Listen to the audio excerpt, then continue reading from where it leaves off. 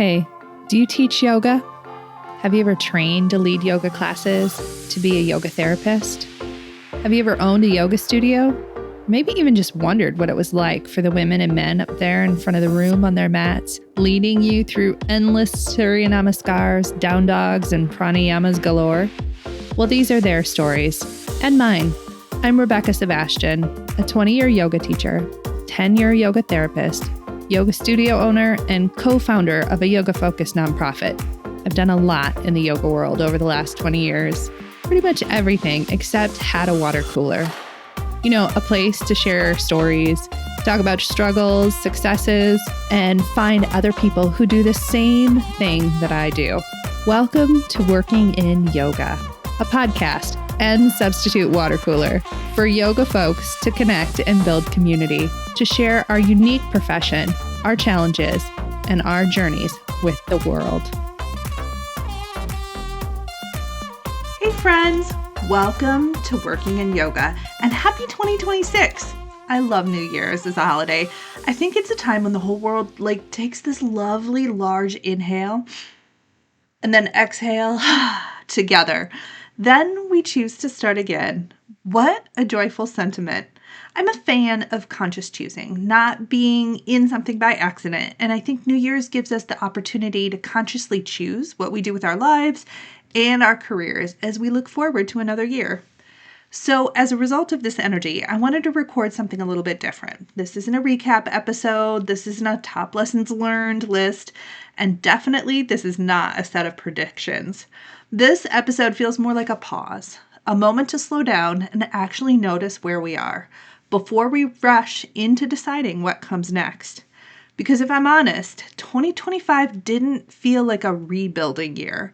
For what it's worth, I think that has 2026 written all over it. And it didn't feel like a crisis year either.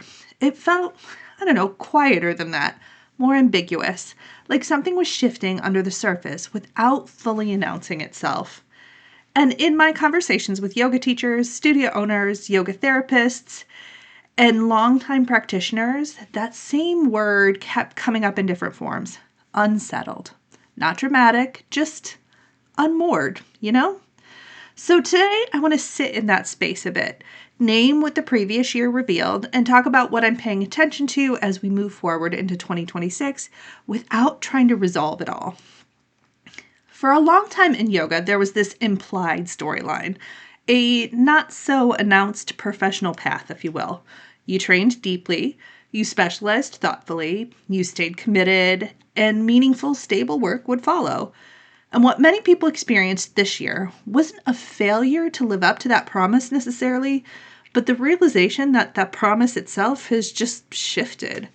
I heard this again and again in so many different ways. People are doing solid work, ethical work, skilled work, people who were not new to this industry, and still they felt unsure about their footing. Not because they didn't care enough, not because they didn't train enough, certainly, but because the structures that once translated effort into stability no longer operate the same way, if they operate even at all. What stood out to me is how many people were asking not, how do I grow, but instead were asking, how do I make decisions when the old reference points just don't apply anymore? That, my friends, is a very different question. One thing I want to share, without naming names, is what people actually said to me this year.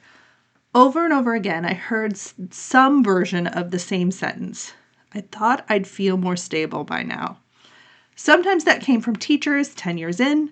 Sometimes it came from people who did everything, quote unquote, right. Advanced trainings, leadership roles, full schedules.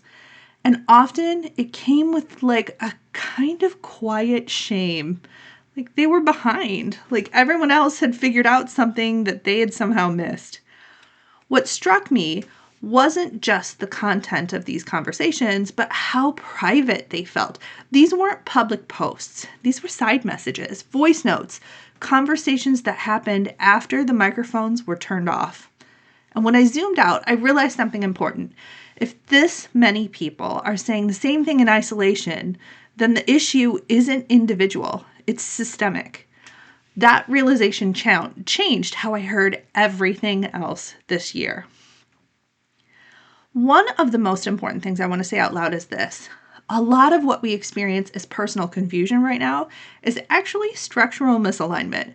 We inherited expectations from a pre-2020 industry, expectations about credentials, about career progression, about what stability looks like.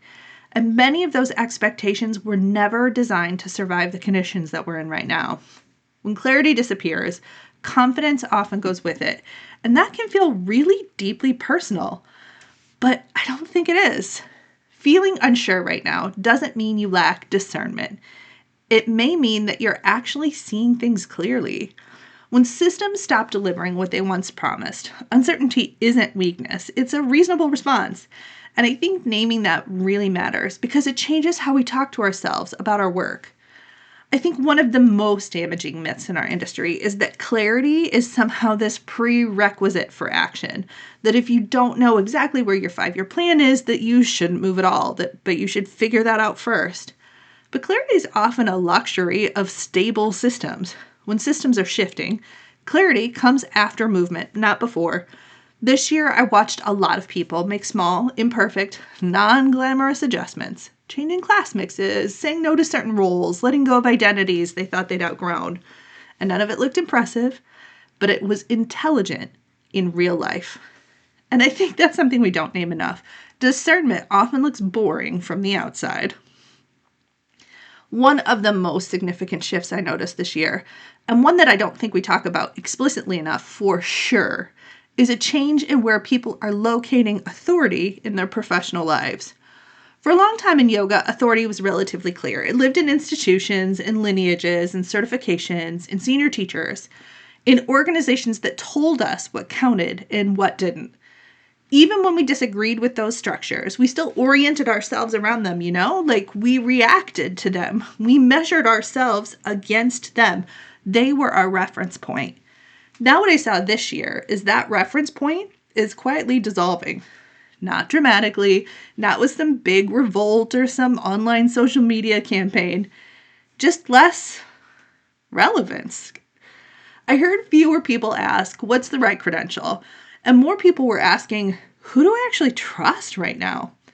That, my friends, is a very different question because when authority becomes less centralized, decision-making becomes more relational.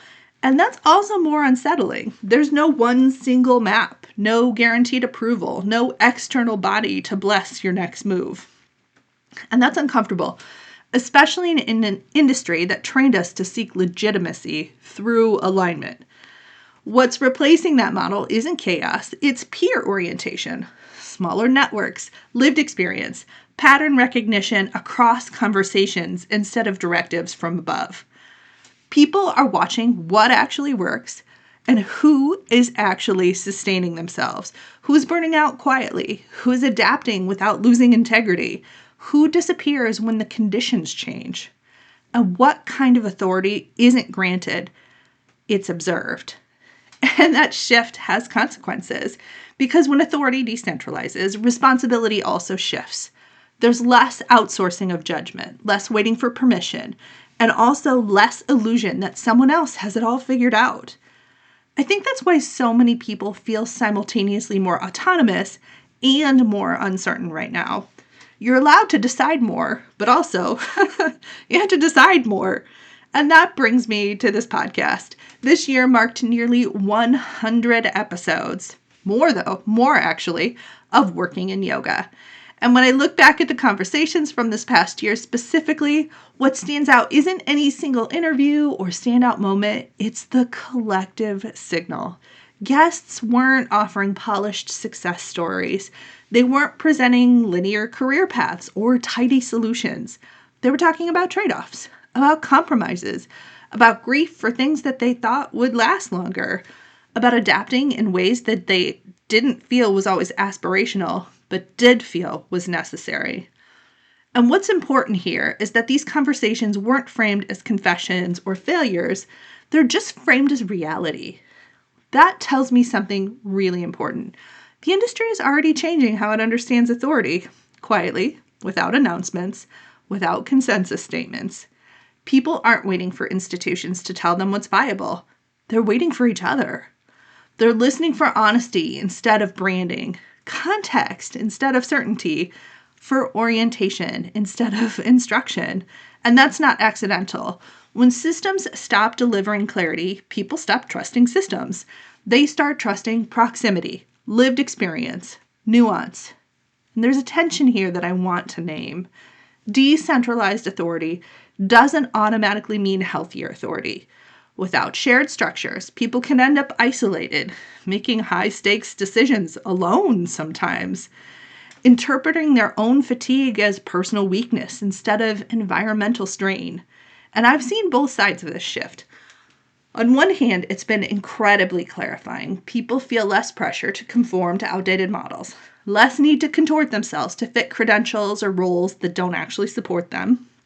And on the other hand, there's like this quietly loneliness to it. When authority fragments, community has to work harder to hold people. And I think that's one of the defining tensions of the moment in yoga work. We're no longer being told what success looks like. We're also not being given shared tools to evaluate sustainability. That's why conversations matter more than declarations right now. It's why peer networks feel more stabilizing than professional organizations for many people. And it's why so much sense-making is happening offstage, through private messages and voice notes and small group calls and long conversations that never became content. And that's why I'm increasingly skeptical of anyone, I mean anyone, offering certainty at scale. If someone claims to have the answer for working in yoga right now, I don't think they're paying attention. What feels more trustworthy to me are people who can say, here's what I'm seeing where I am, here's what's holding, here's what's not, and here's what I'm still figuring out. That kind of authority doesn't position itself above you, it sits beside you. And I think that's the kind of authority many of us are orienting to right now, not because it's easier, but because it's more honest. The shift doesn't mean institutions are irrelevant. It doesn't mean trainings don't matter. It doesn't mean experience doesn't count. But it means authority is no longer automatic. It has to be relational, contextual, responsive to conditions that are actually present, not the ones that we wish would return. And that's a profound change, one that reshapes how we learn, how we collaborate, and how we decide what's worth building next. One of the clearest things I noticed this year is the work itself isn't disappearing, but the shapes that we were taught to put it in, those are. For a long time, yoga work came with fairly defined containers. You taught classes, you maybe ran trainings, you thought maybe you would specialize or climb a ladder or affiliate with a particular institution. Even when those paths were imperfect, they gave us something sort of to guide ourselves, to orient around.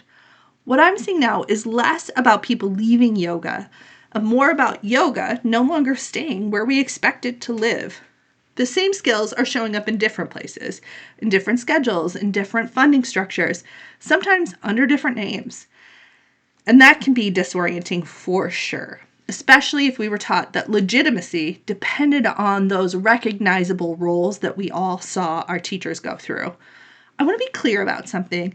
In most cases, the work itself hasn't really changed very much. People are still teaching regulation. They're still working on attention and breath and movement and relationship. They're still holding space and educating and guiding and responding to their students in real time. What's changed is the container around that work. I spoke to people this year who were still teaching, fewer weekly classes for sure, and more seasonal or project-based work. People who weren't running trainings anymore, but were mentoring quietly, one-on-one, or inside other organizations. People who were no longer called themselves yoga teachers publicly, but were still very much using those skills every day in adjacent roles. And what stood out to me wasn't that those people were experiencing loss. What they were experiencing was relief. Relief at not having to force the work into shapes that no longer support it. Release of not having to perform a version of professionalism that didn't reflect their reality. And that relief matters because burnout often isn't about the work necessarily. It's about the friction between the work and the container we're trying to hold it in. Another thing I noticed is how much of this adaptation is happening without fanfare. We are not talking about it. These aren't big announcements. There's no rebrands and there's no dramatic exits. It's just quiet recalibration. People are changing how many hours they teach, adjusting how much unpaid labor they're willing to do, being more selective about which rooms they bring their energy to. And that kind of change doesn't photograph well, you know? It's deeply intelligent, and it challenges one of the most dominant myths in our industry, that if your work doesn't look bigger, louder, or more visible, it's somehow regressing. In reality, many people are becoming more precise, more boundaried, more discerning. I also noticed a shift in how people talk about sustainability. It used to mean growth, more students, more classes, more certifications, you know the drill. Now I hear sustainability framed in quieter terms. Can I keep doing this without resentment? Can my nervous system recover between work days? If one income stream disappeared, would everything else collapse? Those aren't branding questions. They're livelihood questions. And they're reshaping how people design their work, even when they don't name it that way. One of the tensions here is that the kind of work often resists neat explanation. It doesn't fit cleanly into elevator pitches. It doesn't map into industry advice. And it can be invisible, especially if you're measuring success by outdated metrics. But invisibility isn't the same as insignificance. Some of the most durable work that I see happening right now is just below the surface, integrated into schools, nonprofits, healthcare settings, community organizations, even corporations. Sometimes it's labeled yoga, sometimes it's not. What connects it isn't a title, it's the function. I think that's an important reorientation. When we focus less on what the work is called and more on what it actually does, new possibilities open up. Not infinite possibilities, y'all, but more realistic ones. It doesn't mean anything goes. And it doesn't mean that depth doesn't matter. And it doesn't mean that training was a mistake.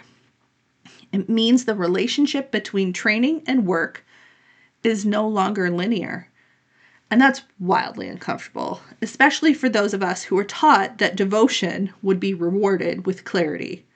But nonlinear doesn't mean wrong. It means adaptive. And adaptation, when done with integrity, is a form of intelligence, not a form of compromise.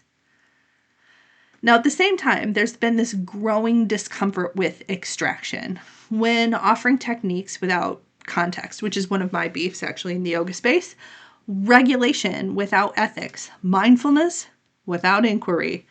Students are asking better questions and teachers are asking harder ones of each other. But this isn't about purity anymore. This is about coherence. There's a difference between adapting and hollowing out. And more people are choosing adaptation with intention, even when it's harder to explain or monetize. It feels like a maturation of the field, not necessarily a loss. Now, as I look forward to the year ahead, I don't have answers, but I am noticing patterns. I'm watching how people redefine stability when our institutions can't provide it. I'm paying attention to which skills travel and which don't survive outside our narrow systems. I'm noticing where specialization expands agency and where it quietly narrows it. I'm curious who benefits when responsibility keeps getting individualized and instead of shared collectively. These aren't trends that I can sum up neatly necessarily. They're conditions, signals, tensions that I'm feeling, and they're shaping how people make decisions, even when they don't have language for it yet. Now, before we close, I want to offer a few questions, not as homework, just as orientation. You might sit with one or two of these, or in a journal, or on a walk, or in a conversation. Let's start with this. What are you still hoping will return to normal? Personally, professionally? What parts of your work feel durable and which feel inherited rather than chosen directly by you? Who do you actually turn up for and to for professional clarity right now? And what would shift if you stopped trying to figure everything out at once? You don't need answers. You just need to notice. So if this past year felt unresolved for you, you're not behind, you're in the pause. And pauses aren't empty. They are where synthesis happens. where discernment becomes possible. Some of what I'm naming here lives more fully in a longer 2026 trend report that I've already released, and you'll find links for that in the show notes. That trend report doesn't answer or give instructions. It simply pulls together the patterns that I've been tracking across the industry. If that kind of context is useful for you, it's there. And if not, this episode stands on its own. This upcoming year, I'll be sharing more of what I'm seeing and why it matters, not as prescription, but as orientation, as a way to make the conditions that actually exist instead of the ones that we were promised. Thank you so much for being here. I am so grateful for your time and your attention. Thank you for continuing to do our work with care. Now, let's go get to work. Happy 2026, my friends.